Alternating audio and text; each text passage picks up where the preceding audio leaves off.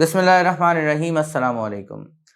سلسلہ چل رہا ہے جناب قیادت کے سنہری اصول من حیات رسول صلی اللہ علیہ وسلم۔ اگر آپ کو یاد ہو تو ہم نے جب بات ختم کی تھی تو ہم نے بات ختم کی تھی گیپ انالیسس اور انٹیگریٹی کے اوپر۔ انٹیگریٹی وہ بنیاد ہے جس پہ آپ کی لیڈرشپ کھڑی ہوگی۔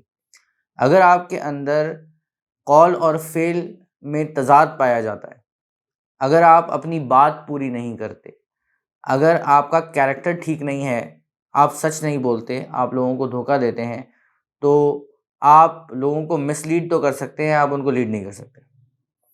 سب سے پہلی بات یہ ہے کہ آپ کو اپنے آپ کو لیڈ کرنا پڑے گا، اپنے آپ کو ایز این ایگزامپل شو کرنا پڑے گا، اور یہ جو جذبہ ہے انٹیگریٹی کا یہ اندر سے آتا ہے۔ اسے آپ کو کلٹیویٹ کرنا پڑے گا، اپنے ساتھ یہ عہد کرنا پڑے گا کہ آپ کوئی ایسا کام نہیں کریں گے جو کہ غلط ہے، جو قرآن سنت کے حساب سے غلط ہے، جو ایتھیکل مورلز کے حساب سے غلط ہے، جو سوسائٹی کے حساب سے غلط ہے۔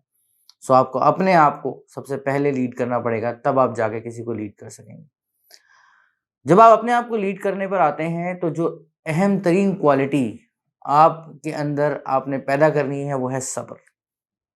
اللہ تعالیٰ قرآن کریم میں کہتا ہے ان اللہ مع الصابرین، کہ اللہ تعالیٰ ان لوگوں کے ساتھ ہیں جو صبر کرتے ہیں۔ اب اس سے بڑی بات کیا ہوگی کہ آپ کو صبر کرنے پہ اللہ سبحانہ وتعالیٰ کی معیت حاصل ہو جائے، اس کا ساتھ حاصل ہو جائے۔ جس کے وہ ساتھ ہو جائے وہ کہاں ہار سکتا ہے پھر؟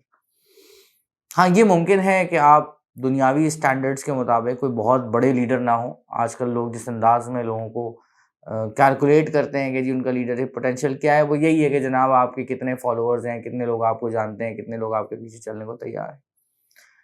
تو یہ جو پیمانہ ہے نا، اس کو بڑے غور سے دیکھنا چاہیے، کیونکہ یہ کامیابی اور ناکامی کا پیمانہ کسی شخص کے نزدیک تو ہو سکتا ہے، اللہ کے نزدیک نہیں ہے۔ اور ہم دنیا میں کامیاب ہوتے پھریں اس سے کوئی فرق نہیں پڑتا اگر ہم اللہ سبحانہ وتعالیٰ کے نزدیک ناکام ہو جائیں۔ اس کے بہت سے نبی ایسے تھے جن کے پاس چند فالوورز تھے خالی۔ حضرت نوح علیہ السلام کو پوری دھرتی پہ سے صرف ایک کشتی ملی جس کے اندر وہ چند لوگ بھر کر لے گئے، تو کیا وہ ناکام ہو گئے تھے؟ تو یہ یاد رکھیں کہ ہم نے دنیا کے پیمانوں کے حساب سے اپنی لیڈرشپ کو اسیس نہیں کرنا، یہ ذہن میں رکھیے گا۔ تو صبر بیسیکلی کیا ہے؟ صبر یہ ہے کہ آپ اللہ سبحانہ وتعالیٰ کی طرف سے آئی ہوئی آزمائشوں کے اوپر، یا وہ جو تکالیف آپ کو لوگوں سے پہنچ رہی ہیں اس کے اوپر آپ خندہ پیشانی سے پیش آئیں، آپ اس کو مسکراتے ہوئے برداشت کریں، آپ اس پہ روئیں نہیں، اور اگر روئیں تو صرف اللہ کے سامنے روئیں، اگر اپنے دکھ کا اظہار کریں تو صرف اللہ کے سامنے کریں۔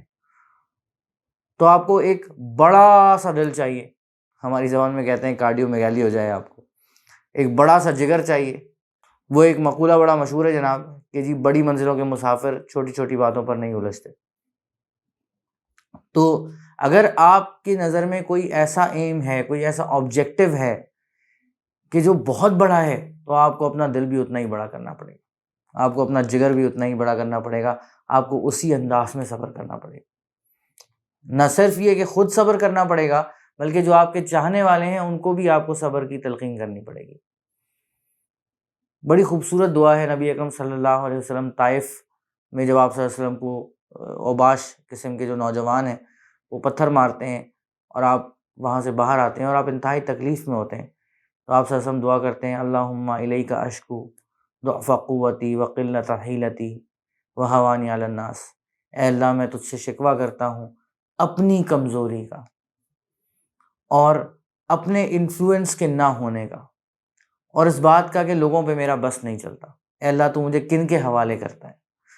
تو دعا پڑھنے کی ہے، آپ پڑھیے گا اسے اور آپ کو اندازہ ہوگا کہ صبر کیا چیز ہے، اور اگر آپ کا مقصد بڑا ہے تو اس کے لیے آپ کو بہت سارے لوگوں کی تکلیف دہ باتیں سننی پڑیں گی، بہت سارے لوگوں کے طعنے سننے پڑیں گے، اور آپ نے اپنے آپ کو اس چیز پر ٹرین کرنا ہوگا کہ آپ ان طعنوں کا، ان سخت باتوں کا جواب نہیں دیں گے۔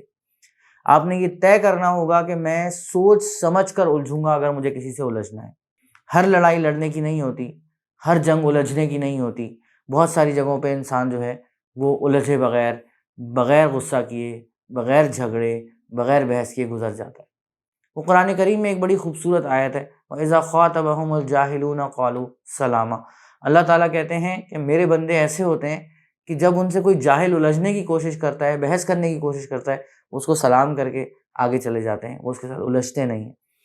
تو اگر آپ سارا دن چھوٹے چھوٹے جھگڑوں میں اپنا وقت ضائع کرتے رہیں گے، اپنی انرجی ضائع کرتے رہیں گے، تو اپنے بڑے مقصد کو دینے کے لیے آپ کے پاس نہ ٹائم ہوگا، نہ انرجی ہوگی، اور نہ ہی فوکس ہوگا، کیونکہ آپ تو سارا دن کڑتے رہیں گے، جلتے رہیں گے کہ میرے ساتھ کیا ہو گیا، ہائے اس نے میرے ساتھ یہ کر دیا، ہائے اس نے مجھے یہ کہہ دیا، اللہ میرے ساتھ ایسا کیوں ہو رہا ہے۔ تو آپ یہی کرتے رہ جائیں گے، اور بجائے اس کے کہ آپ اپنے منزل کے اوپر اپنے مقصد پہ فوکس کریں، آپ انہی جھگڑوں میں الجھ کر رہ جائیں گے اور آہستہ آہستہ ضائع ہو جائیں گے۔ سو یاد رکھیں، صبر جمیل، خوبصورت صبر، کہ آپ اپنی تکلیف کا شکوہ اللہ کے سوا کسی سے نہ کریں۔ بندوں کے سامنے آپ نے اپنی تکالیف کا اظہار نہیں کرنا۔ ایسا بہت کم ہوتا ہے کہ لوگ آپ کی تکلیف کو سن کر آپ کے ساتھ ہمدردی کریں، ہمدردی کے بول دیں گے اور آپ کے کسی کام آئیں۔ تو اگر آپ نے کسی سے مدد بھی مانگنی ہے تو سوچ سمجھ کر مانگیں کہ ہاں بھائی یہ بندہ ایسا ہے کہ اس سے مدد مانگنی چاہیے۔ ہر ایک سے اپنی پریشانیوں کا ذکر نہیں کرنا، اللہ تعالیٰ آپ کی پریشانیوں کو انشاءاللہ آہستہ آہستہ دور کر دیں گے۔ تو دوسری کوالٹی جو آپ نے اپنے اندر پیدا کرنی ہے وہ ایک پہاڑ جیسا صبر ہے، وہ بہت بڑا صبر ہے، وہ صبر جمیل ہے، یعنی خوبصورت صبر۔ انشاءاللہ اگلی ایٹریبیوٹ کے ساتھ پھر ملاقات ہوگی۔ السلام علیکم۔